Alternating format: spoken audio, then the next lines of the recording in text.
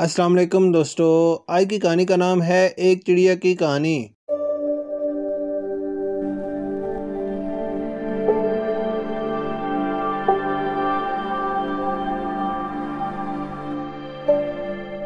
ایک زمانے میں او کے ایک لمبے درخت کی شاخوں میں اونچے ایک آرام دہ چھوٹے گھونسلے میں ایک ماں چڑیا اور اس کے 3 بچے رہتے تھے۔ ماں چڑیا اپنے بچوں سے بہت پیار کرتی تھی اور اپنا پورا دن ان کے لیے کھانا جمع کرنے اور انہیں اڑنا سکھانے میں گزارتی تھی۔ ایک دن جنگل میں تیز ہوا چل رہی تھی جس نے او کے درخت کی شاخوں کو ہلا کر رکھ دیا اور چھوٹے گھونسلے کو آگے پیچھے گھومنے کا سبب بنا دیا۔ ماں چڑیا کو ڈر تھا کہ اس کے بچے گھونسلے سے باہر گر جائیں گے، لہذا اس نے اپنے پروں کو وسیع کر دیا اور انہیں ہوا سے بچانے کے لیے اپنے جسم کا استعمال کیا۔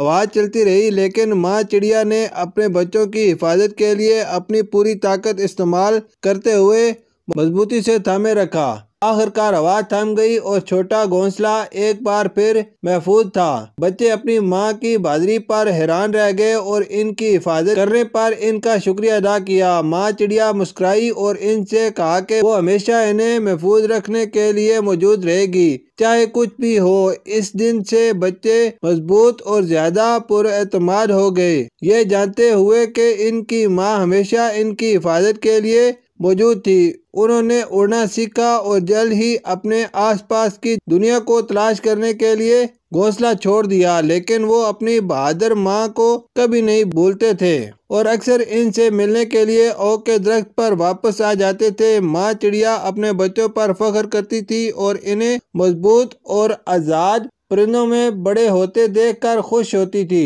اور وہ جانتی تھی کہ چاہے وہ کہیں بھی جائیں وہ ہمیشہ اس محبت اور تحفظ کو یاد رکھیں گے جو اس نے انہیں دیا تھا۔ شکریہ۔